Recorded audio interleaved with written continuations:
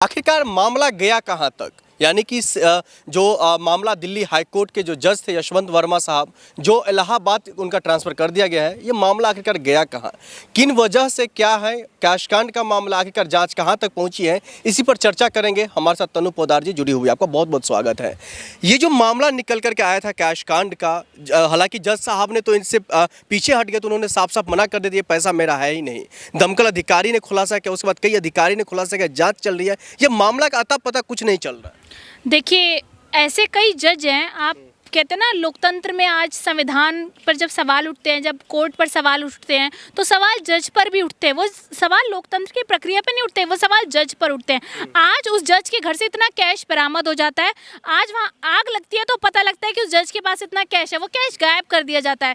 गायब करने के बाद वो कहते हैं कि नहीं नहीं, ये तो हमारा पैसा था ही नहीं, किसका था क्या था हमें नहीं पता। वो अपना पलड़ा झाड़ लेते हैं क्योंकि उनके कॉन्टैक्ट्स हैं इतने। आखिर उनको बचा कौन रहा है? ये मोदी जी, अमित शाह जी बचा रहे होंगे, और कौन बचाएगा उनको?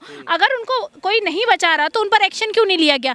आज वो देखिए, आप इलाहाबाद हाई कोर्ट में जज बन चुके हैं, जिसके ऊपर जांच चल रही होती है। जब तो कोई इंसान किसी पोजीशन पर नहीं बैठ सकता, कोई सरकारी कागज उसको नहीं सौंपे जाते, लेकिन उनको सरकारी कागज भी सौंपे जा रहे थे और उनको जज भी बना दिया गया है। और 9वें नंबर पे उनका नाम हाईलाइट करके लिखा गया, यशवंत वर्मा जज बन चुके हैं इलाहाबाद हाई कोर्ट के। तो ये शर्म की बात है कि एक जज जिसके घरों पर इतने कैश बरामद होते हैं, जिसके बाद भी उनको जो है अपनी पोजीशन पर रहने दिया जाता है, कोई जांच प्रक्रिया नहीं होती, इन पर जांच नहीं बिठाई जाती। क्यों? क्योंकि संविधान हमारा जिंदा है, इसलिए आज उन पर जांच बैठनी चाहिए थी। लेकिन क्योंकि वो जज है, उन पर कोई जांच नहीं बैठे कि ये कहाँ का न्याय है। क्या संविधान जज के लिए नहीं बने? क्या संविधान वकीलों के नहीं बने? जो संविधान से जो लोगों को न्याय दिलाते हैं, क्या उनके लिए वो रूल नहीं होते हैं? क्यों जज पर जांच नहीं बैठी? क्यों कैश का पता नहीं लगाया गया कि इतना कैश कहाँ से आया था? जी, यशवंत वर्मा साहब को लेकर के जो इलाहाबाद बार एसोसिएशन के तमाम वकील ने विरोध किया था, उनको जेल भेजने की बातें हो रही थी, उनको पद से हटाने की बातें हो रही थी, लेकिन एकाएक उनको पद पर बैठा देना, ये क्या संदेश है देश के लिए? देखिए, देश के लिए यही संदेश है कि आप कितने भी लुच्चे हों, आपको ऊंचे पद मिलेंगे।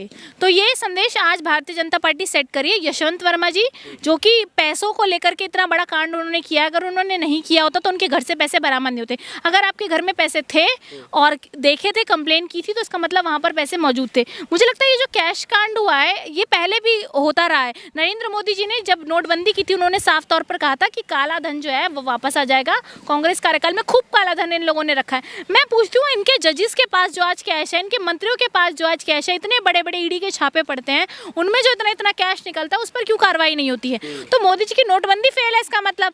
और आज जज के पास अगर इतना कैश निकलेगा तो जनता क्या समझेगी? किस पर भरोसा करेगी? किस न्यायिक प्रक्रिया को फॉलो करेगी? किस सुप्रीम कोर्ट पर भरोसा करेगी? किस लोअर कोर्ट पर भरोसा करेगी? तो आज जनता का भरोसा संवैधानिक संस्थाओं से हट गया है, सुप्रीम कोर्ट से हट गया है, जजेस से हट चुका है। अगर कैश उनके घर से बरामद हुआ था तो पूरी जांच होनी चाहिए, ताकि ये एक मैसेज सेट होता कि अगर कोई जज भी पैसे लेकर के किसी केस का निर्णय करता है या किसी से भी पैसे ऐंठता है तो उसके ऊपर कार्रवाई होगी। लेकिन ये एक मैसेज सेट कर दिया गया है कि आपके पास कितने भी कैश हो, आप बच जाएंगे, क्योंकि आपके पास पावर है, आपके पास सपोर्ट है सत्ता का। इस कैश कांड को भारतीय जनता पार्टी से क्यों जोड़ा जा रहा है? भारतीय जनता पार्टी से इसलिए जोड़ा जा रहा है क्योंकि भारतीय जनता पार्टी के हाथ में पूरी सत्ता है। वो चाहते तो इस पर बोल सकते थे, ना इस पर भारतीय जनता पार्टी के किसी भी नेता का बयान आया, ना ही उन पर कोई एक्शन लिया गया। तो ये सबसे बड़ा प्रश्न चिन्ह खड़ा करता है सत्ता पर बैठे मोदी जी पर, कि आखिर जज पर, एक सुप्रीम कोर्ट के जज पर इतना बड़ा इल्ज़ाम लगता है और उस पर नरेंद्र मोदी जी बयान नहीं देते हैं, उस पर कोई एक्शन नहीं लिया जाता, उस कैश कांड को सीरियस नहीं लिया जाता, उस पर कोई अपडेट नहीं आती। उसके इतने कंप्लेन होने के बाद भी आप उसको बिठा देते हैं जज बना करके इलाहाबाद हाई कोर्ट में। तो ये सवाल तो खड़े होंगे ही, और इन सवालों के जवाब यही है कि आज देश के अंदर आप कुछ भी करिए, ये सरकार आप पर कोई एक्शन नहीं लेगी। बस आप मोदी जी, योगी जी के खिलाफ मत बोलिए। लेकिन